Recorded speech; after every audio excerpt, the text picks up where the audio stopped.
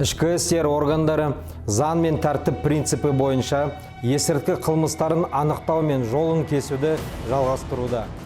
Биыл 6 айда 4000-ға жуық есірткіге қатысты құқық бұзушылық тіркелді. Оның 1800-і ауыр және аса ауыр қылмыстар. Ұйымдасқан қылмыстық топ құру және басқару фактілері бойынша 21 қылмыстық іс қозғалды. Оның ішінде екеуі трансұлттық сипатта, 11 көш басшы және 43 қатысушы ұсталды. Заңсыз айналымнан 6 тоннадан астам есірткі заттары тәркіленді.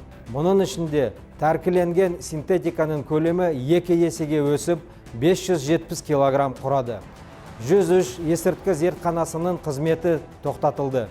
Есірткі заттарының егудің 218 фактісі және 63 контрабанда фактісі анықталды. Жастар арасында танымал есірткі сайттарын бұғаттау 3 есеге артты. Олардың саны 17 мыңнан асады. Сонымен қатар күмәнді операцияларға қатысы бар 24 мың шоттар бұғатталды. Оларда 2,4 миллиард теңге жинақталған. Есірткіні насихаттау бойынша 95 сотқа дейінгі тергеп тексеру жұмыстары тіркелді. Бұл былтырғы жылмен салыстырғанда 2 есеге көп. Есірткі профилактикасы ерекше назарда. 11 мыңнан астам есірткіге қарсы іс-шараларға өткізіліп, оған 1 миллион жастар мен жас өспірімдер қатысты. Есірткі қылмысына қарсы күрес қоғамдық қауіпсіздік пен болашақ ұрпақты қорғау мақсатында күшейтілген тәртіпте жалғасатын болады.